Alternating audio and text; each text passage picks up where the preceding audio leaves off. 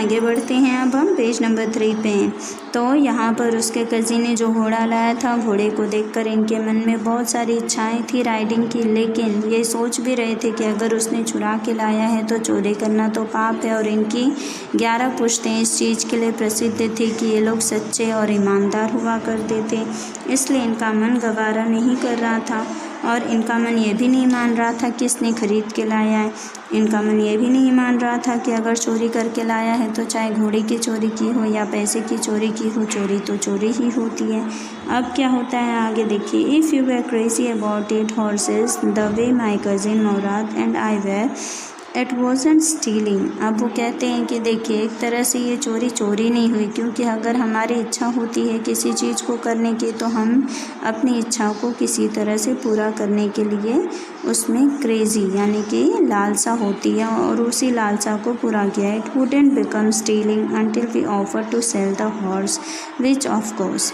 अब ये तब तक चोरी नहीं मानी जाएगी जब तक कि उनको जो घोड़ा मिला है उस घोड़े को वो बेचकर अच्छे खासे पैसे न कमा लें, तब तक इसे चोरी नहीं कहा जाएगा। I knew we would never do, और वो जानते थे कि ऐसा हम बिल्कुल नहीं करेंगे। Let me put on some clothes I said. All right he said, but hurry. अब वो कहते हैं रुको रुको, इस घोड़े के ऊपर थोड़े कुछ कपड़े डाल देता हूँ। तो उनका कज़िन कहता है ठीक है जल्दी करो। I leapt into my clothes, I jump down to the yard from the window and leapt out on to the horse behind my cousin Mourad. अब वो वहाँ से उन्होंने कुछ कपड़े लिए और वो खिड़की से उतर के नीचे आ गए। नीचे आने के बाद वो घोड़े पर बैठ गए और अपने कज़िन के साथ हॉर्स राइडिंग के लिए चले गए। That year we lived at the edge of town on Walnut Avenue. Behind our house was a country, vineyards, orchards, irrigation ditches and country roads. अब उस साल वो लोग कहाँ रह रहे थे? Edge of the town. एक टाउन था, टाउन के कॉर्नर पे यानी टाउन के एकदम नुक्कड़ पे रहते थे, और वहाँ पर उस जगह पे वॉलनट यानी कि बहुत सारा जायफल और पेड़ और ये वाइनयार्ड्स और चार्ट्स, ये सारी चीज़ें उनके घर के आसपास या पीछे साइड में बहुत सारी थी। और उनका जो टाउन था वो कंट्री की रोड्स यानी कि रोड्स के सड़क के बिल्कुल किनारे था। In less than 3 minutes we were on Olive Avenue and then the horse began to trot. अब कुछ 3 मिनट में वो रोड के बिल्कुल किनारे या मेन रोड की तरफ पहुंच गए थे, और तब उनका घोड़ा जो है वो ट्रॉट करने लगा यानी रुकने के लिए गिनगिनाने लगा था। जो घोड़े हिनहिनाते उसे ट्रॉट कहा जाता है।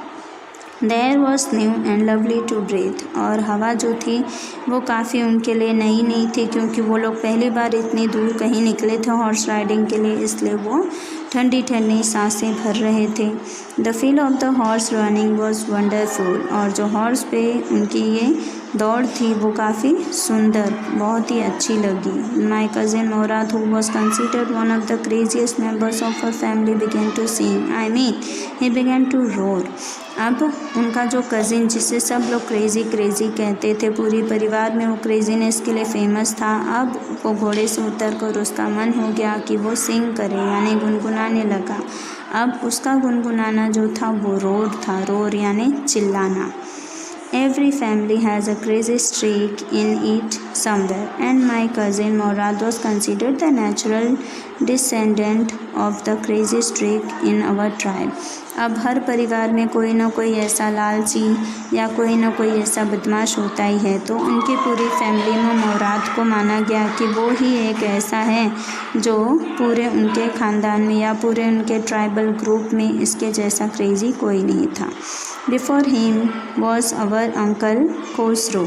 उसके आगे जो थे वो उसके अंकल एक खुसरो थे। And enormous man and a powerful head of black hair and the largest moustache in the San Joaquin Valley. A man so furious in temper, so irritable, so impatient that he stopped anyone from talking by roaring. It was no harm, pay no attention to it. अब उसके आगे यानी उससे भी पहले अगर देखा जाए तो उसके अंकल थे खुसरो। अब अंकल खुसरो इतने भयानक दिखते थे क्योंकि उनकी लंबे लंबे काले काले ब्लैक हेयर थे, लंबी लंबी दाढ़ी मूंछ थी, और उनका नाम था sir San Joaquin Valley. San Joaquin Valley के पास में ऐसा कोई भी इतना भयानक इंसान नहीं था जितना कि उसके अंकल खुसरो थे। अब इसी वजह से उनसे लोग डरते भी थे और लोग डरते भी थे, हिचकिचाते थे उनके सामने आने से, क्योंकि उनकी आवाज़ भी इतनी ही इरिटेबल और रोरिंग थी, यानी गुर्राना उनका इतना तेज़ था। इट इज़ नो हार्म, पे नो अटेंशन टू इट। और इसलिए लोग क्या है, वो किसी को नुकसान नहीं पहुंचाते थे, लेकिन कोई उनकी तरफ इतना ध्यान नहीं देता था। That was all, no matter what anybody happened to be talking about. Once it was his own son Arab running 8 blocks to the barber's shop where his father was having his mustache trimmed to tell him their house was on fire. This man Khusrau sat up in the chair and roared, "It is no harm, pay no attention to it," the barber said. But the boy says your house is on fire. So Khusrau roared, "Enough, it is no harm, I say." अब एक बार की बात है, बताई जा रही है कि उनका बेटा अरग दौड़ते दौड़ते 8 ब्लॉक्स यानी 8 घरों को छलांग मारते हुए वो आगे आ गया। और उस टाइम पे अंकल खुसरो जो थे वो बार्बर की शॉप में यानी अपनी दाढ़ी मूछें कटवाने के लिए गए थे, ट्रिम करवाने के लिए। अब वो चेयर पे बैठे हुए थे, बार्बर सुन रहा था, वो बोल रहे थे कि अंकल आपका घर में आग लग गई है। लेकिन अंकल ने नोटिस नहीं किया, अंकल ने बोला नहीं कोई बात नहीं, ये पे नो अटेंशन। लेकिन बार्बर जो था नाऊ जो, उसने बोला कि सर आपको कुछ बोल रहा है। तो बॉय ने फिर से कहा कि आपका घर जो है उसमें आग लग गई है।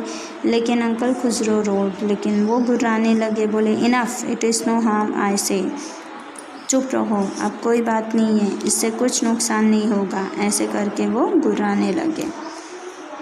My cousin Morad was considered the natural descendant of this man. और मेरा कज़िन मोराद जो है वो ऐसा ही नेचुरल डिसेंडेंट है, यानी वो उन्हीं का ही बेटा। ऑल्दो मोराद्स फादर वॉज ज़ुराब, जबकि देखा जाए तो मोराद का फादर ज़ुरैब थे। Who was practical and nothing else.